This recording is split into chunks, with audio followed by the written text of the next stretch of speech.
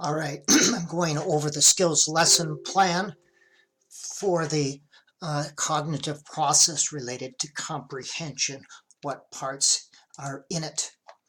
It's designed to teach a skills lesson plan based on one of the Minnesota Academic Standards for Comprehension, and the lesson plan will contain those elements and look at the appendix in the syllabus for an explanation of each one of those, and I have instructional videos as well. So you're going to design a lesson plan to teach one of those 4 cognitive processes, and again, review the video descriptions of these.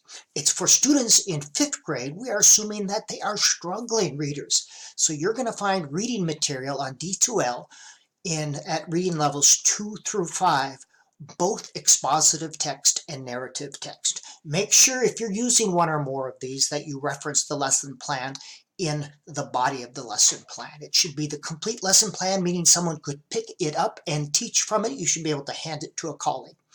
Now, this is not an entire lesson or an entire reading class. It's one small part of a reading class. It could be anywhere from 5 to 15 minutes, maybe a little more with the activity, but you are teaching just a cognitive process related to comprehension.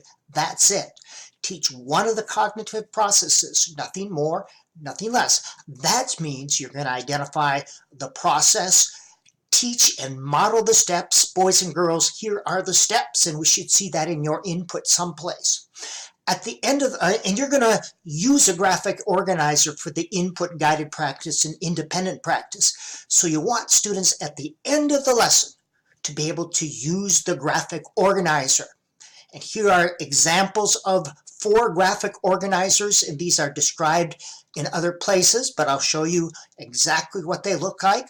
Exactly. We want students to be able to use one of these, and you're going to select the cognitive process you want to teach.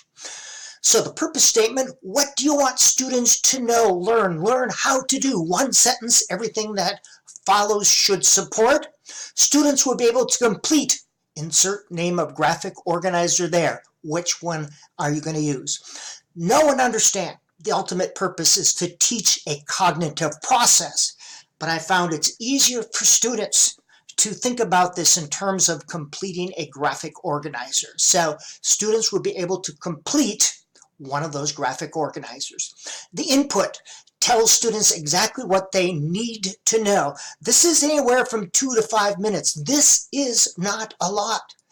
These are the steps. Do not ask questions here. You are giving information. As well, here you're going to demonstrate and model. Watch me as I do it.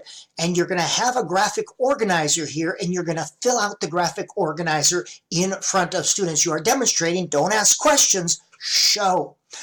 List form, short, abbreviated sentences. This enables you to see the structure and the sequence of what you're teaching.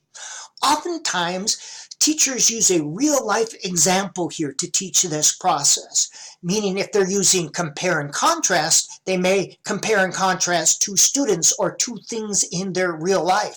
Support a statement, use a real-life example. That is an example of connecting to real life and then eventually going to the book. Guided practice, you are providing a scaffold. You're doing the first couple together, and you're gradually reducing the steps that you are involved. You have the graphic organizer here. So you're filling one or more of these out with the students.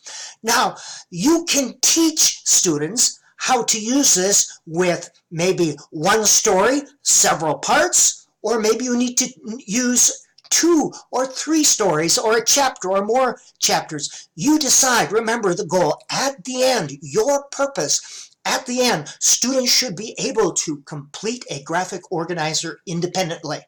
All right? Gradual release, that should be gradual, not graduate. All right? I hate when I do that. So you're going to do the first one, maybe everything except the last step. The second one, everything except maybe 2 or 3 steps. and then eventually students do one by themselves. You go around and check. That is what a gradual release of responsibility is. So when you get to independent practice, it's practice of what they have already learned. It reflects what you've done in the input, purpose statement, and your guided practice. It should reflect each one of those. Students should be able to complete the graphic organizer with 95 to 100% success ratio. There you go.